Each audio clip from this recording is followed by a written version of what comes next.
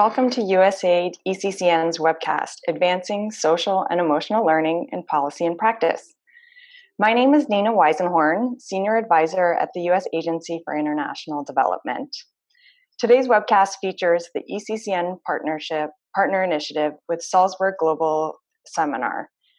Through this partner initiative, ECCN was able to sponsor 13 fellows from crisis and conflict-affected contexts to attend the 5th Salzburg Global Seminar on Social and Emotional Learning, held in March of this year. This seminar emphasized the importance of social and emotional learning in crisis and conflict settings, the critical need for contextualized approaches to social and emotional learning, and the role that governments, donors, and the international community can play in furthering social and emotional learning. Today's webcast is intended to build on the discussion and ideas that were developed during the seminar. And with that, I would like to introduce Dominic Register, the Program Director at Salzburg Global Seminar. Over to you, Dominic. Thank you, Nina. Hello, everyone, and welcome to the webcast. My name is Dominic Register. I'm the Program Director here at Salzburg Global Seminar. We're an independent, not-for-profit organization founded in 1947 and based in Schloss Leopoldskron, which is the picture on your screen at the moment, in Salzburg in Austria. Our core mission is to challenge current and future leaders to shape a better world. And we do this through strategic convening across a wide range of different policy areas, including programs looking at economic development, at research around the Sustainable Development Goals, at health and healthcare, corporate governance, the role of arts and culture in regeneration and conservation. And I lead our work around education.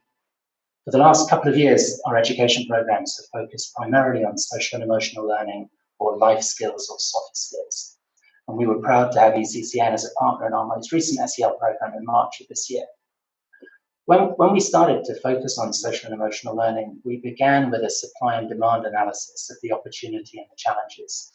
And the argument that we've tried to advance with partners and stakeholders around the world is that there is a fantastic opportunity for social and emotional learning to become a major global education reform trend at this moment in time, because there is an unprecedented alignment of very different demand-side voices who are looking for changes in how education systems work and how they're managed and the outcomes that they achieve, and the kind of changes that they're looking to affect map very closely onto the kind of skills and competencies that social and emotional learning programs help young people acquire.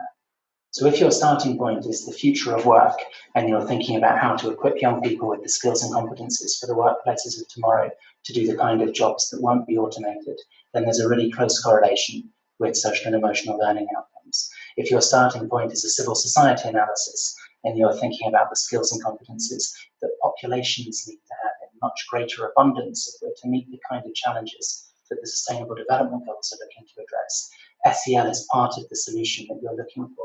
If your starting point is a mental health analysis and you're reacting to something like the World Health Organization report that says by 2030, depression will be the largest cause of adolescent illness and disability worldwide, then social and emotional learning programs can help young people develop the architecture to navigate their way through these kinds of challenges. And if your focus is on education attainment and how can we improve learning outcomes in all contexts, especially for those on the margins or those trying to learn in contexts of crisis and conflict, then social and emotional learning programs are a key part of the learning architecture that you're looking to develop.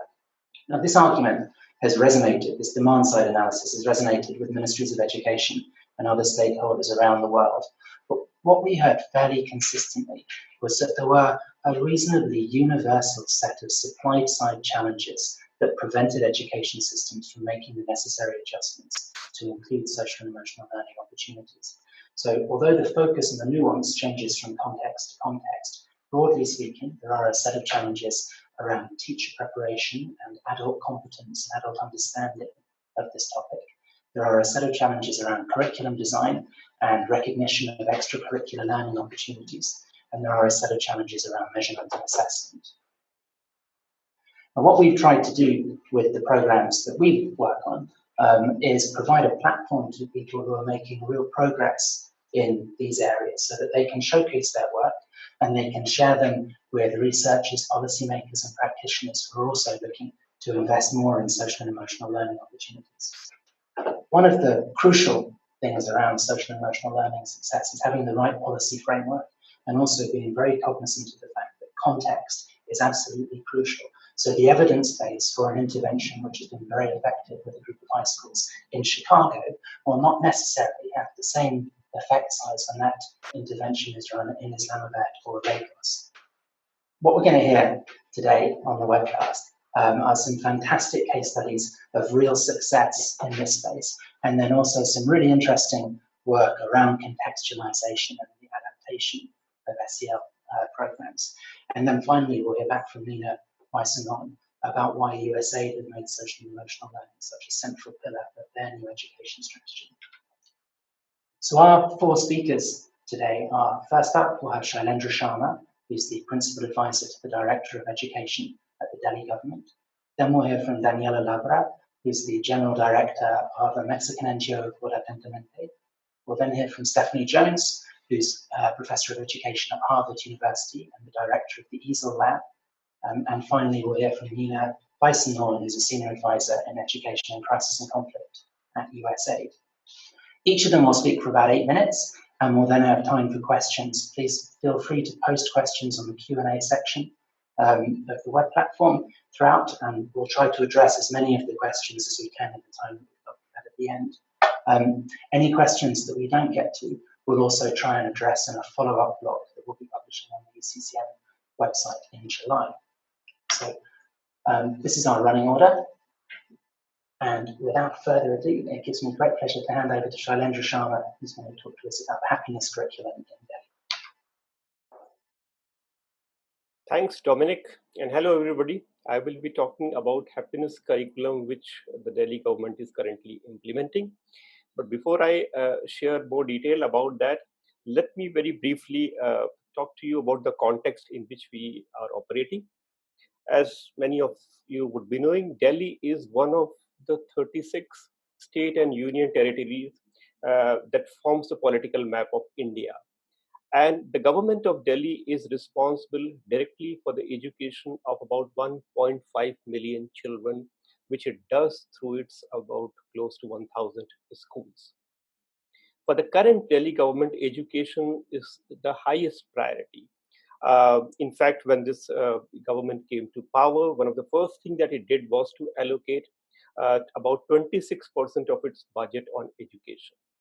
And as a result of it, a series of reforms were launched, which were carried out for the next 3 years, creating a platform in the school for something like social and emotional learning.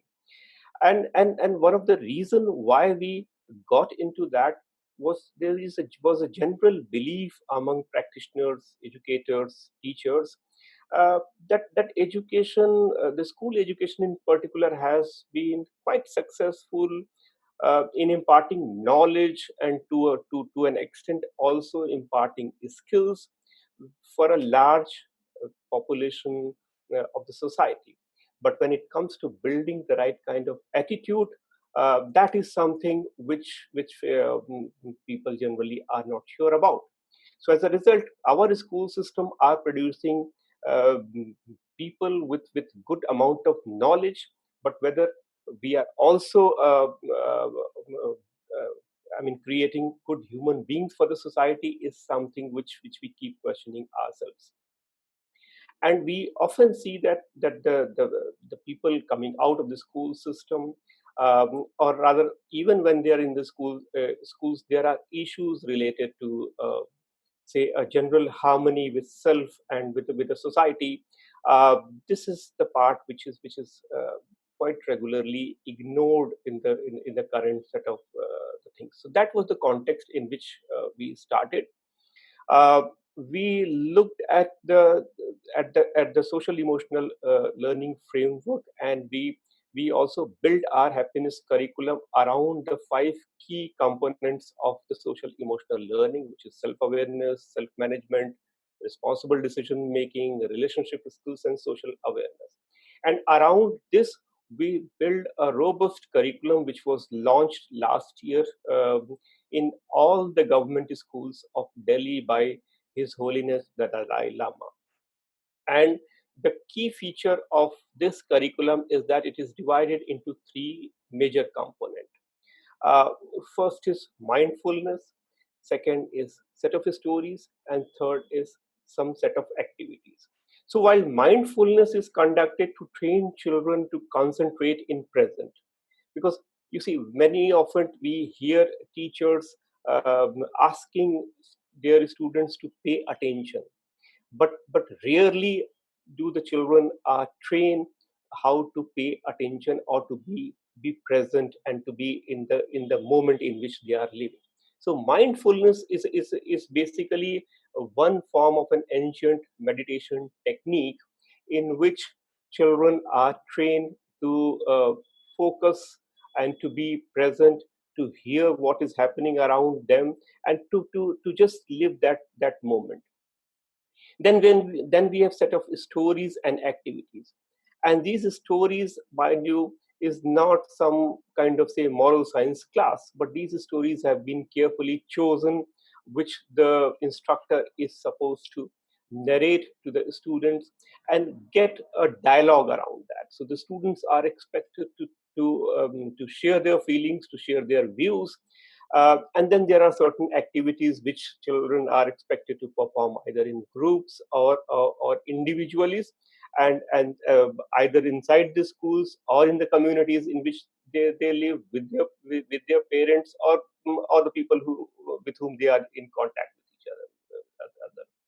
So, as mindfulness is basically to train to concentrate, to focus, the stories and activities are basically geared to develop critical thinking and the ability to reflect upon what their thoughts are, be able to express those feelings. So, I would say that happiness curriculum is basically a collective learning journey of about 800,000 children in Delhi. There are 18,000 teachers who are an integral part in facilitating it, and the parents of these 800,000 children. So it's like a collective endeavor where each of these three form the basic unit of happiness curriculum, which is currently being transacted in across all the schools of Delhi. We Because, as I said, this program is just a year old, so we have devised a system of regularly collecting feedback of students, teachers, and parents to assess the impact of its interventions. And we have got some interesting feedback from students who have reported that their stress level and anger level has come down. Their ability to express gratitude towards the people who are making difference to their life has also gone up significantly. Um, Teachers have also found this curriculum very useful, and I would want to add here that there was a concern in the beginning that if we are focusing, if we are putting up a certain pedagogy in the classroom, what will happen to the regular academic curriculum that is followed? But many teachers have reported back that the ability of children to concentrate on what is being taught in other subjects has also gone up, and they are also now following the pedagogy of happiness curriculum, being able to reach out to students, to engage children in the discussions, and jointly come up with understanding about the topics. Parents have also reported change in the behavior of their children. So all in all, the three key stakeholders which are part of happiness curriculum have found that this is actually working, and it is particularly important for us because at such a scale where almost 800,000 children are participating in a daily happiness class. I mean, the scale is huge. This is being done by about 18,000 teachers. So as a result, we are also very keen learner in this whole process, that when you work and introduce something which is not really part of the earlier approach, how would this pan out? But overall, what I would say that based on 1 year of experience, we are quite optimistic that the essence of happiness curriculum has been captured by the teachers, and they are doing it really well. Now, in order to take it forward, what we are planning, next month we are going to celebrate the first anniversary of happiness curriculum in the schools of Delhi. The schools would be working on different themes and showcasing what they have achieved. And this will be culminated by organizing a happiness conference in which we would be inviting practitioners, teachers, our students to share what their learnings has been and set the ground for next year. And I take this opportunity to invite all of you who are listening, in case you are interested, if you would like to come down to Delhi, 31st July is the day. Come here and see what children and teachers of Delhi have been able to produce, and we would be very happy to host you. Thank you so much. Great, thank you very much, Shailendra. Fascinating case study. We're now going to switch the focus and move to Mexico and hear from Daniela Labra from Attendees, who's been very involved in the development of the program called Construyete.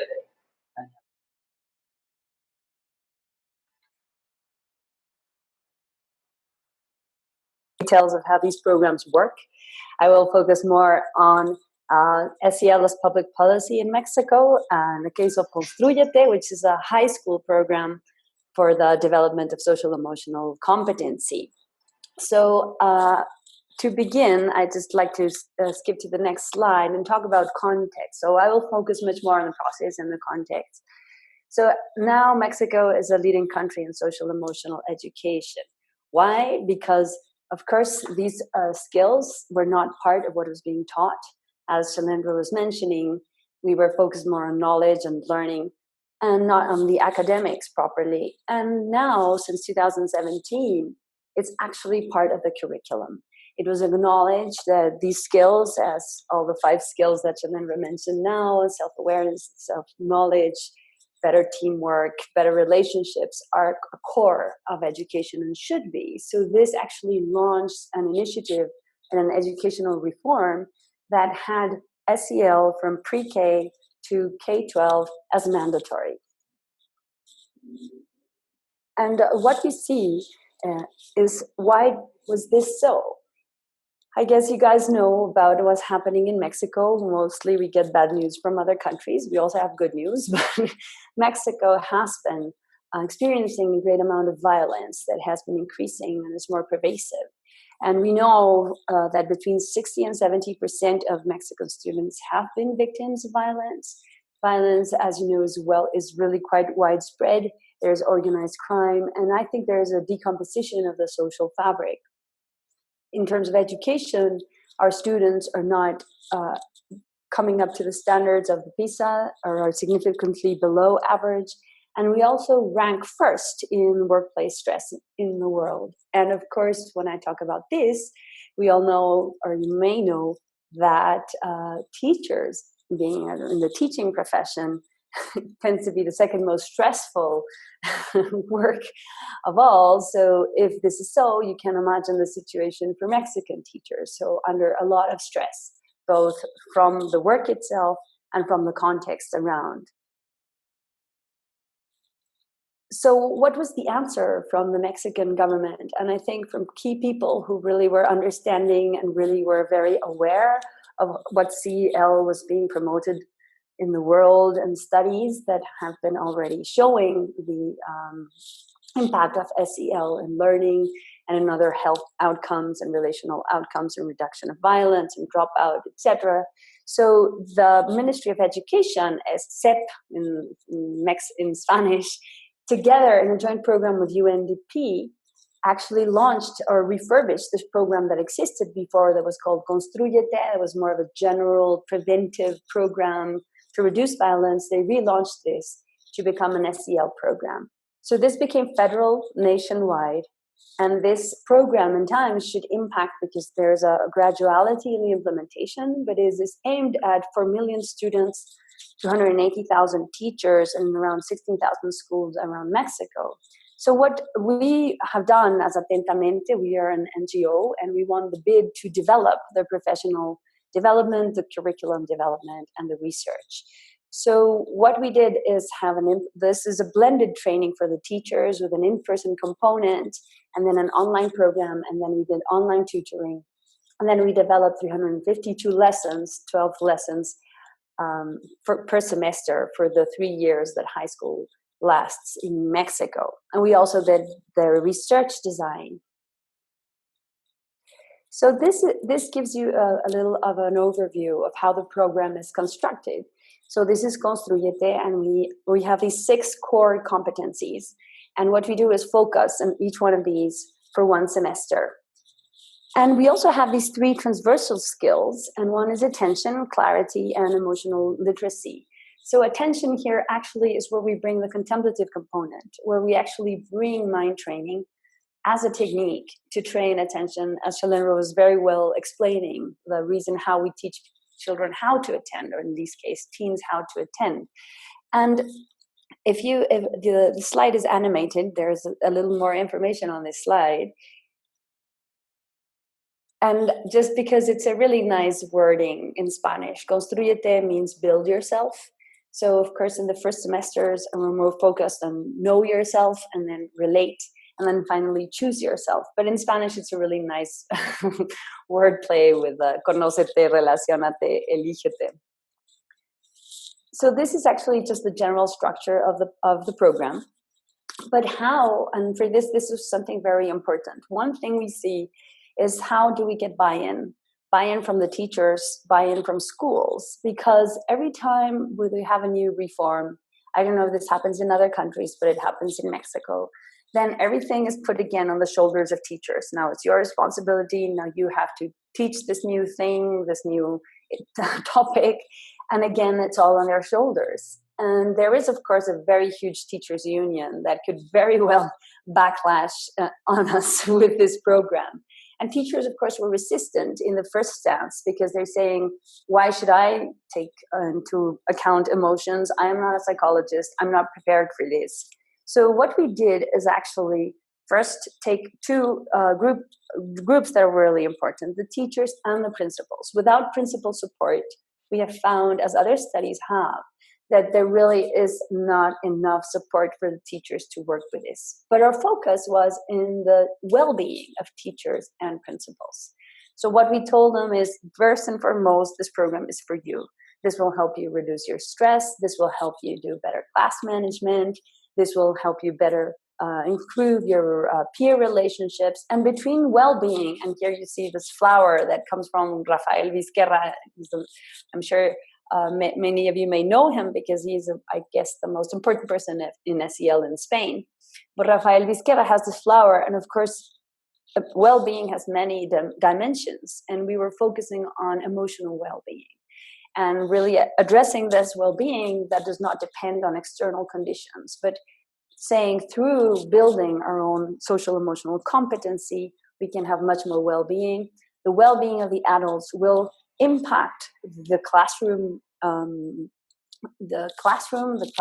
climate, and that classroom climate has a direct impact in academic achievement and of course their kids' own development of their social emotional competency, and in the long run, as we say, will reduce violence, dropout, and improve health and life situations, as many of you may know. So this really helped us with the buy-in. And there is something important in this, that when we have a change in the government, as we do now, we can hear from the teachers that they are saying now, with the surveys that the new government is asking, they are saying we want to keep social emotional learning. So this is a big asset for continuity. I just wanted to talk about these key elements of impacting public policy. So one thing for us as an NGO, the embodiment as much as we can of what we say, speaking out, using the scientific and field evidence that we had, mapping key stakeholders, talking to them, and positioning ourselves as experts that could really talk about social emotional learning. And indeed, as an NGO, we had to make alliances with researchers, with universities. And one last thing that I want to mention in the next slide is that how did we impact this educational policy, and what's our focus now? So of course, being in public forums and conferences, as we were invited to participate in the overall curriculum, and that was of course made a big impact. operationalization of this, really putting this into a curriculum for high school. We did a curriculum for preschool, we did books for junior school. And one thing that for continuity is building this curriculum for the teacher higher education, because it wasn't there. They didn't get any SEL training, and now they do. And finally, in this uncertain future, our main focus now is in lobbying directly with the new ministers, lobbying directly with different stakeholders, with other NGOs. And of course, as an NGO, and for this continuity in a country that has also now an austerity policy, generally, in which all the money has been cut for education, the funding for continuing these projects with states that are actually really wanting to keep this going. While there's a change in the federal government, states that are still working and really believe in this, and we need to do more research, and we are at the point where we could really do an RCT and all of these sorts of things that would give us more evidence-based practices based in Mexico. Daniela, thank you very much indeed. Fantastic case study. I'm going to move to Harvard now, and Professor Stephanie Jones, who's the director of the ECCN Lab, who's going to talk about some of the resources that exist to help people navigate their way through the social and emotional learning landscape. Hi, everyone. Thank you for joining us. I so enjoyed hearing those presentations. I hope you did as well. I would love to do an RCT in Mexico, so let's keep in touch. So my role in the group is to talk a bit about different resources available in the field. And in the ECCN Lab, we do three primary things. We do research on social, emotional, and behavioral development. So we identify populations and follow children and families through different contexts over very long periods of time. We design strategies and practices for the field focused on social, emotional, and behavioral development. Strategies and practices that are targeted toward kids and to adults. And then we do a kind of a set of things I describe as sort of field building work. And that work is really about designing and creating and sharing resources that help the field navigate some of its biggest challenges. And you heard Dominic describe some of those just a few moments ago. And so my job in this webcast is to talk about some of those resources. So there are three, and the first are focused on navigating the terminology of SEL. We know that there are lots of frameworks that define the field, and we've been thinking about how to connect them to each other. The second set I'll talk about are resources to help folks identify evidence-based programs, but also a set of work that we do to think about across programs, what are the common denominator effective strategies? And then the last set of resources have to do with contextualizing the work for different settings. So when we think about navigating the terminology of SEL, one of the big challenges that we face is that there are lots of folks doing the work, and there are lots of ways of thinking about what sits under the big umbrella of social and emotional learning, what skills and competencies are important, when are they important. And it's a good thing because there's lots of disciplines and lots of researchers and practitioners participating in the conversation. The downside is that it's hard to figure out exactly what to focus on because the terminology can be confusing. And that leads to what we would describe as imprecision in the field. And it makes it hard to identify effective measures and assessments, which is one of the big challenges we face. So we've taken on this problem by designing a website, which is called the Taxonomy Project, and I'll tell you exactly what it is in a moment. And it's really a system that is designed to help a user, someone interested in SEL from anywhere, navigate between and communicate across different disciplines, perspectives, organizing systems, and so on. So it's a way to connect all the frameworks and the terminology to each other without necessarily privileging one viewpoint or another. So what we did is apply a coding system, a common coding system, to widely used frameworks in the field, and first ask the question, what's included in this framework, and then How are they defined? And can we, based on their definitions, connect the words to each other? So we created essentially what we're thinking about as a Rosetta Stone for the field, which allows users to understand how skills and terms are defined in various frameworks, to navigate between frameworks that employ different language, and to communicate clearly about them. And here on this slide, you can see exactly what the website itself looks like. It's under the heading Explore SEL, and I will put in the chat after I finish talking the link for it. But if you Google Explore SEL, you should come to it. The website is open to the public. It is in its beta version, so we are continuing to update it with more frameworks, both frameworks that are used primarily in the US, but also those that are used internationally. And the website itself has a set of profiles that describe the framework. It includes key information about them, a set of visual tools that allow a user to actually connect frameworks to each other and really navigate the terminology. So what does self-management mean in the Castle framework, and how is that the same or different from how self-management, for example, is defined in the MESH framework, and how is that the same or different from how something like self-control is understood and defined in OECD? And then finally, also in the website is a thesaurus, which allows a user to come along and search for any particular skill and see a definition of it and see other terms that have been coded as similar to that particular one. Okay, so the second resource, going right on ahead, has to do with strategies and practices. And in the field, we have really two types of approaches. Actually, we really have one type of approach largely so far. And it's the set of programs and evidence-based curricula that sit in that upper left quadrant. And that's great. There are lots of approaches like this that have been tried and tested and that have been deemed to be effective. Most of that work has happened in the US. And these approaches are terrific, but they're not always doable in every context. Not every place has the resources to adopt them, the time, the staff, the financial resources.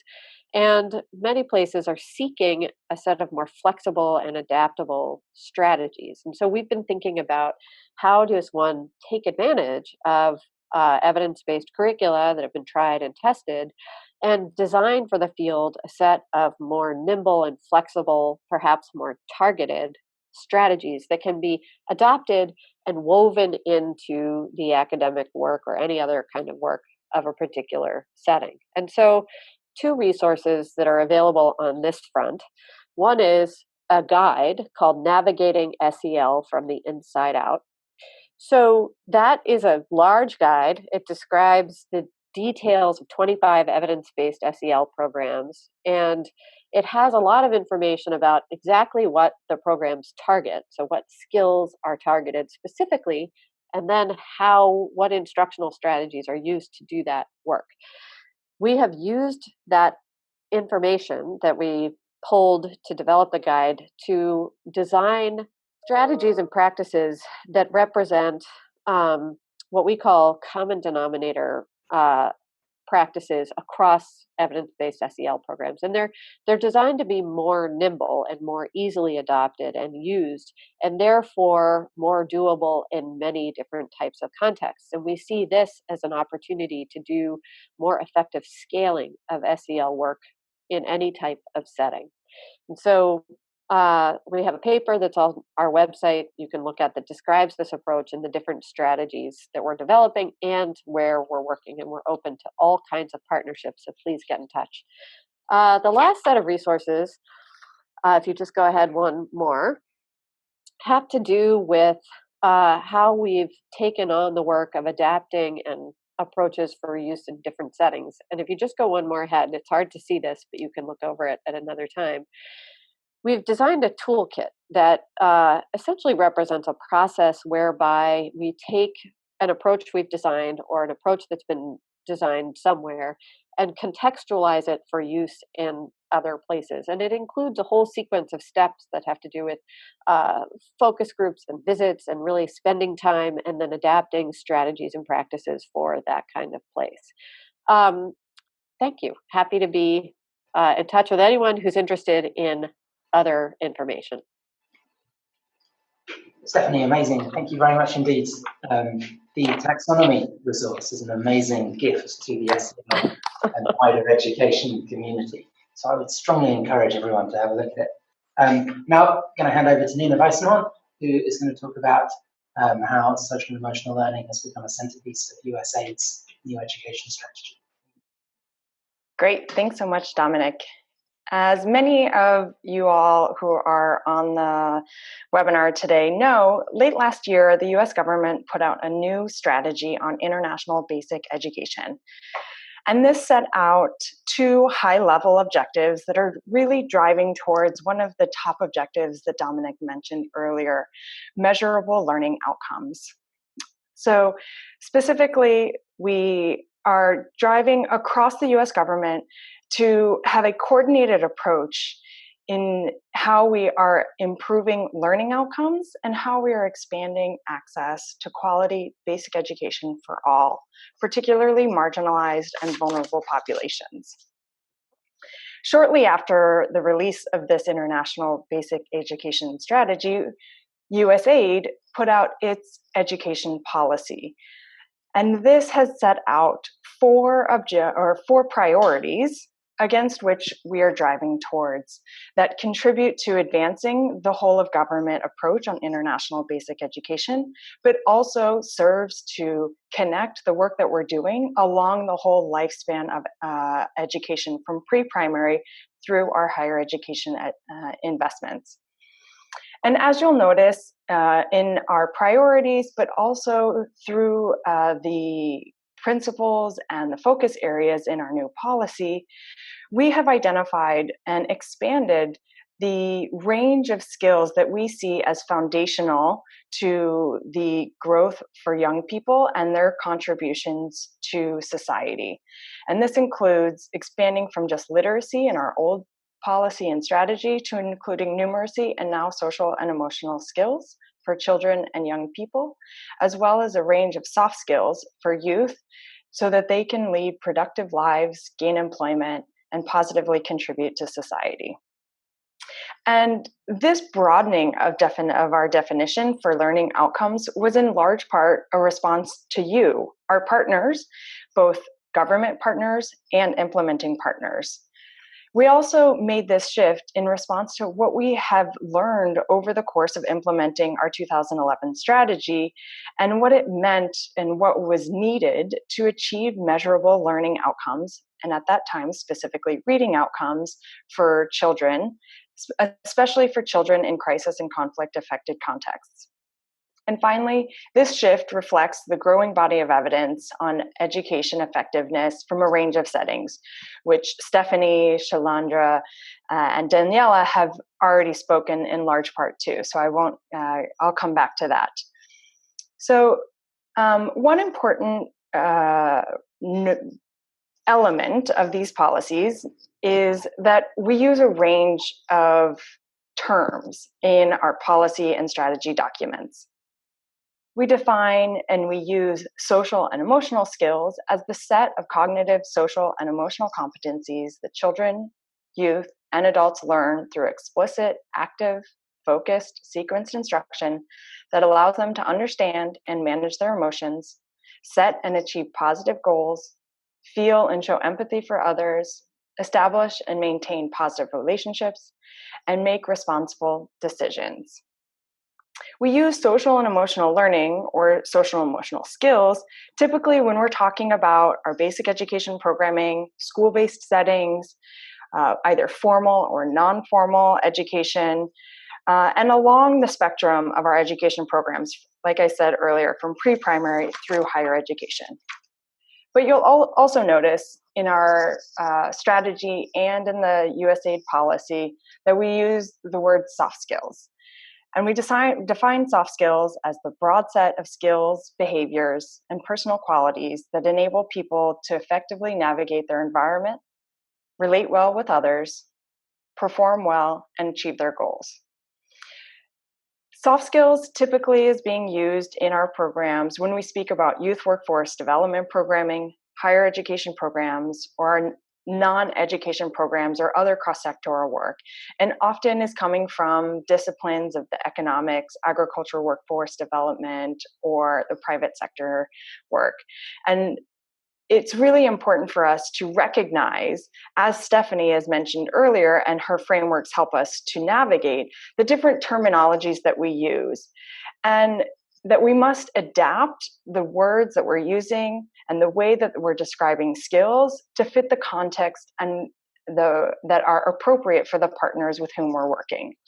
But at the end of the day, we need to define the competencies and skills in a way that is both measurable and can be programmed against, so that we can contribute to the shared objectives with our partners in the countries in which we're working. So coming back to this question of why did USAID make this shift? Why did we expand the types of learning outcomes that we are driving towards and want to invest in to include social and emotional learning, or soft skills? We believe that these skills directly advance our policy priorities. Specifically, by supporting education that includes social and emotional skill development, or soft skills instruction, USAID will build individual self-reliance. USAID will contribute to reaching more and retaining more students in our education programs and in partnership with host governments' education systems. We believe that the instruction of social and emotional skills boosts academic outcomes such as literacy and numeracy. And these skills help young people to mitigate the negative effects of prolonged exposure to conflict and crisis, where nearly 50% of our programs and investments in education are currently operating. In addition, soft skills are essential for helping youth to be successful in a variety of career pathways. And by focusing on teachers and school directors, as again, some of our, as Daniela has mentioned, we help to ensure that teachers themselves have the skills that they need to create inclusive and supportive learning environments that are a prerequisite for any learning outcomes, no matter what area we're working in. And finally, the most compelling is the fact that we know that when we invest in soft skills, there's a strong return on investment. Evidence has shown that there are $11 of benefits back to society for every $1 invested in young people who are benefiting from these programs and gaining skills that lead to productive lives and contribute positively to society. As we look forward and are developing new tools and guidance for the implementation of USAID's education policy, you can find a range of resources, including blogs, links to many of the resources that Stephanie, Shalandra, Daniela, and Dominic have mentioned here on our website, Education Links, which is available on the website on your screen now. And then we'll be putting out a new policy brief, which is specifically mapping out many of the elements that I've spoken to today on why and how USAID is investing in social and emotional learning and soft skills. And then over the course of the next year, we'll be working together with our partners and with our field missions to develop implementation guidance specifically on how, within USAID's program cycle, we envision programming and measuring learning outcomes on social and emotional skills, or soft skills. Thank you. Nina, thank you very much indeed. Really interesting to hear about the rationale for USAID to make SEL such a central facet of the new education strategy.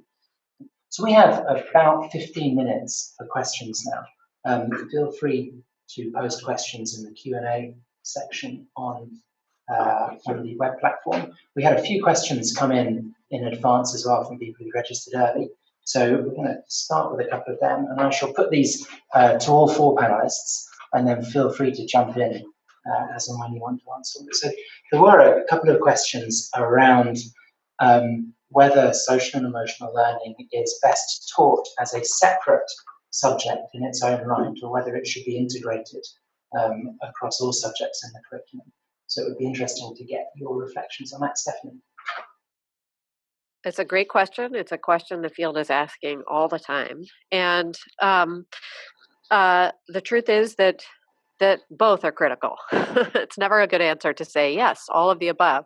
But what we know from effective work in the field, from effective practice in SEL, is that when there is set aside time and there is explicit instruction, just as we heard in the first presentation about the happiness curriculum, when children are taught what something like attention means and given a strategy that they can practice to show it and do it and learn it, they learn it. So having time set aside is really important, but that's not always possible. And so integrating strategies and practices in ways that are possible is also a likely effective strategy.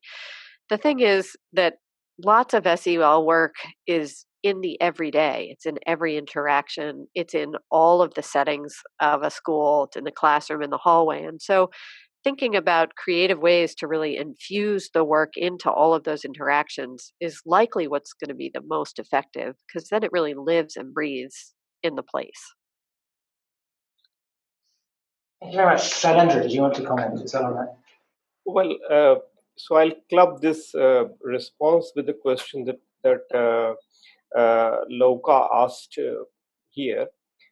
Well, this was a question when we were launching happiness curriculum in Delhi, whether it should be integrated or it should be taught separately. But one of the issues that we face in our current school setup, the approach currently is more of a transactional. So the teacher is basically transacting the curriculum which has been decided.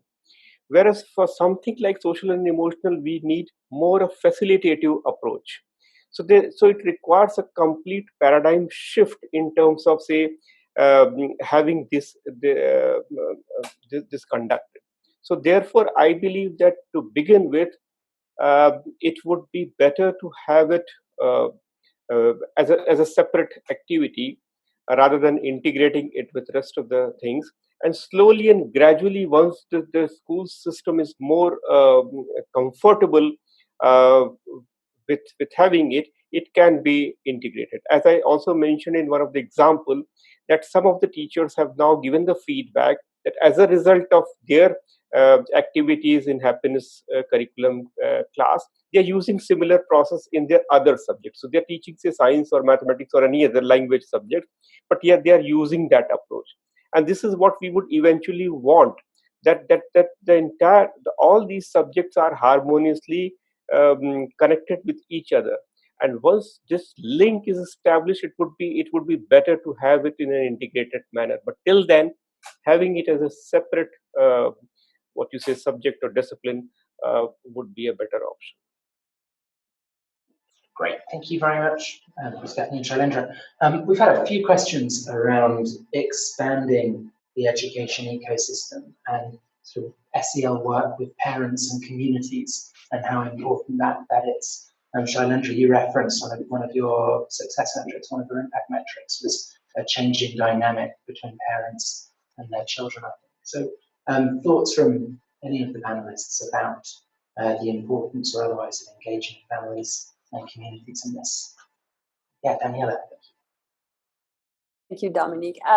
Looking at this question, I was thinking, and in the line of what the previous question was, what we think, or we're trying now, for example, we're working this with the state of Campeche in particular, is how to make this a school-wide intervention. And when we talk about a school-wide intervention, as Stephanie was saying and Shailendra was saying, he was going gradually or together, it means to integrate this social emotional learning as a focused, explicit period, then taking it into the classroom, into the whole school life, but of course integrating parents. And this is crucial because after all, and more for the younger kids, they are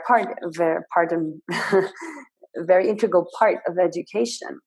So what we're trying to do now is, based on the evidence by CASEL and the school-wide intervention suggestions they have, is to actually have the school bring in or do this like group, a SEL group within the school that includes parents and that will bring much more of a shared vision with the parents. and integrate them more and more. And I think this will really be, I mean, maybe it is a gradual process, but in the way that we can make a school a different place, that relationships between peers, between the teachers and the students, administrators, and everyone there, and the parents that are great stakeholders and other members of the community, if they can be aware of the importance of social emotional learning. And then it's a global development. And I think this is the way in which we can really make a systemic change that's sustainable. Thank you very much, Nina. A number of questions, I think, around sort of issues of definition and the relationship between what we've been talking about as social emotional learning and life skills, for example, as a reference in the learning competency framework, and soft skills. And the interesting, I think, particularly Stephanie and Nina, because Nina, you picked this up in your presentation, Stephanie, you talked a little bit about it as well, about how these different meta phrases interlink with one another and the connection between them. So I'll just say something quick about this. Sometimes when we look at how life skills are defined and understood, and how social and emotional competencies and skills are defined and understood, we see the same things. And so, I would hazard that we're talking largely about the same types of things. And it may be, in some cases, that the kinds of words that are used to describe social and emotional skills, competencies, tend to orient themselves around a younger age group. And the kinds of things that we talk about when we talk about life skills tend to orient themselves around youth.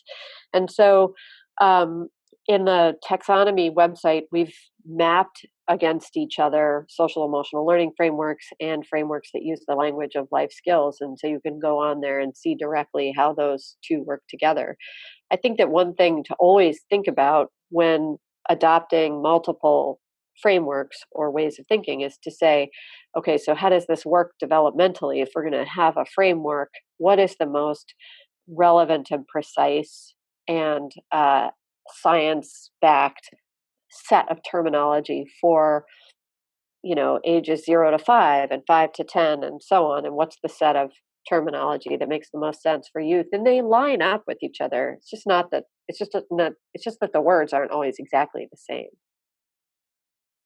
Yeah, and I would just add on to that, for the question from Bangladesh, I think the name and the title of the curriculum is less important than having a strong advocacy to change what the title of the curriculum area is less important than the discussions on what are the skills or specific competencies that you're driving towards, because that's where it will really make a difference in terms of training your teachers and measuring the outcomes that you're driving towards, and being cognizant of how those link to either the other academic skills you're building or other outcomes within your programs. So making sure that local contextualization is happening is a critical component to defining and programming in this area. Thank you both. Nina, if we could stick with you for the next question, which I'm just going to read out in its entirety. So, are there any guidelines for working with communities or individuals that have experienced great crisis, where the needs might be over the head of local educators so that they don't contravene the do no harm principle? Yeah, great question. So at USAID, we have supported the interagency network and strongly promote the creation and the use of the minimum standards for education in emergencies and protracted crises as a framework to work across a range of settings in acute or protracted crises.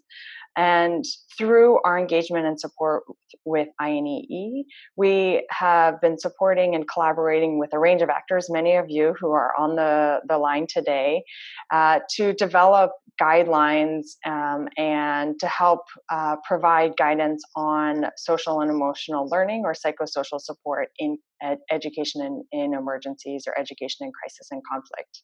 Like I said, USAID is also beginning a process to develop guidelines that will align to USAID's policies and program cycle. But I think in terms of a broad framework, the work that's happening within INEE and continues to evolve is really helping to bring what we know from more stable settings, higher income countries, to these more low resource or fragile contexts. Great, thank you very much. We can post a link if anyone isn't familiar with it to the INE resource bank in the chat section on this or on the website afterwards. There's been a number of questions that I think are more specifically for Shailendra and Daniela around what the evidence base is or what the correlation is between the programs that you've worked on and an increase in learning outcomes across different subjects in the curriculum. So if you could both take an answer to that, please. So as I said, this has been the first year of implementation of happiness curriculum across all the schools of Delhi government. We have not very carefully compiled the direct correlation between happiness curriculum and the learning outcomes. But based on the feedback that we have got from the teachers, there is seems to be a strong correlation between the two. Particularly this activity of mindfulness, which is conducted every day. Teachers have reported that as a result of it, they could see that the children are focusing better. And in fact, we have had feedback from a couple of schools where they reported that the scores that the children got in certain subjects was much more than the last year. But of course, this year we would be measuring that part also very closely. I think on our side, what we also have seen is we haven't had the opportunity yet to measure that relationship more thoroughly, but we have seen a change that is significant in mindsets, both in the teachers and in the kids. So the sense of self-efficacy is changing. And from qualitative analysis, for example, with Construyete teachers, not with the students, but them talking about the students, saying how the kids are actually feeling much more capable of addressing their cognitive problems. We also address mathematics and history, for example, and how they are actually looking forward into bigger life goals and continuing their education. So we don't have the results yet. We only see these results in reduction of stress and the increase in the growth mindset and the sense of self-efficacy. So we hope to see this soon, but that's why we need more science. And interesting enough, sometimes the same government that's paying these programs to be enrolled, they are not putting enough resources to actually have the evaluation, which would be such an important part of this. But it's coming, it will come. Thank you. Well, we are pretty much at time. So as I said at the beginning, questions that we haven't been able to address in the webcast, we will try and pick up in the blog that will be going out on the ECCN website in July. One initiative that I'm keen to highlight is something which grew out of the December program in Salzburg and the March one, which is a new global alliance around social and emotional learning and life skills called Karanga. It's a movement which is very much in its infancy, but the website SEL Alliance can give you, selalliance.org, can give you more information about that. And we would welcome feedback, ideas, partners, collaborators for this new initiative. Our next program in Salzburg that will look at social and emotional learning will be in December, and we'll focus on education interventions for refugees and migrants. And we're just in the process of designing the concept note and key questions for that, but I would welcome any inquiries about that, so please don't hesitate to get in touch. And finally, I'd like very much to thank the Education in Crisis and Conflict Network and USAID for hosting this webcast, and to thank all four of the speakers for their excellent contributions, and all of you for watching. Thank you very much.